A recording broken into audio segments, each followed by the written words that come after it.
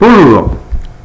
Alors, nouvelle leçon concernant un mécanisme bien étudié qui concerne l'équilibrage automatique des balances des paiements en régime d'étalon or.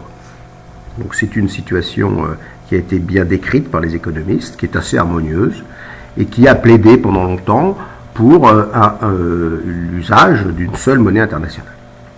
Alors, pour voir comment ça marche, regardons ici le lien qu'il y a entre le stock d'or et l'équilibrage des balances des paiements.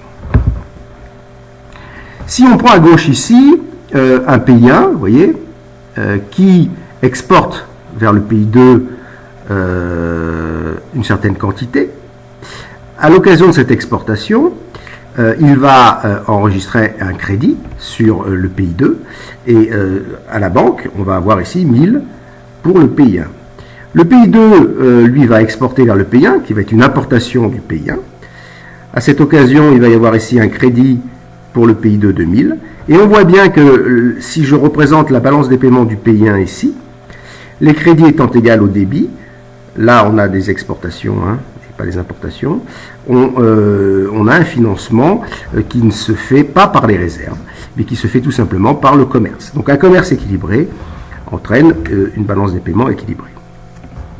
De l'autre côté, ici, si vous avez un déficit commercial qui n'est pas couvert par les mouvements de capitaux, alors le solde des échanges, alors le fait, vous voyez ici que M est plus important que X, va entraîner une baisse des réserves.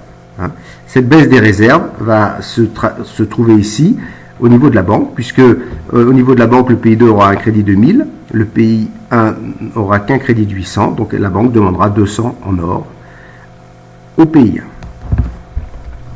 Ceci étant dit maintenant, regardons le mécanisme, les enchaînements prévisibles qui font que lorsque le stock d'or varie, cela peut provoquer une amélioration ou une détérioration de la balance courante.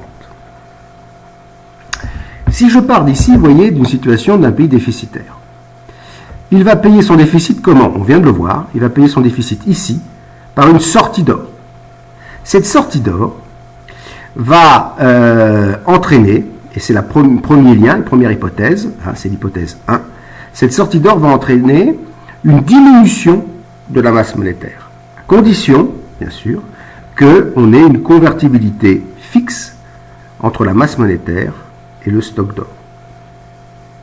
Cette diminution de la masse monétaire va provoquer, c'est l'effet numéro 2, via la théorie quantitative de la monnaie, une baisse des prix. Alors on regarde l'équation ici, vous voyez que si M, toute chose égale par ailleurs bien sûr, est lié ici au stock, au prix, et que si M baisse, le prix va baisser. Donc, cette baisse du niveau général des prix va provoquer, c'est le troisième effet, via les élasticités du commerce extérieur, va provoquer une amélioration des exportations, une baisse des importations et donc une amélioration ici de la balance courante. Ce qui fait que, je résume ici mon mécanisme de rééquilibrage automatique, un pays déficitaire va avoir une sortie d'or.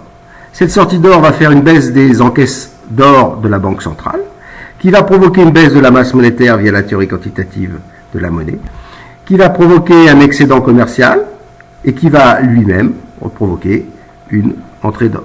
Alors ça marche dans l'autre sens. Je vous laisse tranquillement faire les enchaînements et essayer de bien comprendre à chaque fois les différents liens ici et sur quelles hypothèses macroéconomiques elles s'appuient. C'est de ça dont nous discuterons la semaine prochaine. Je vous remercie.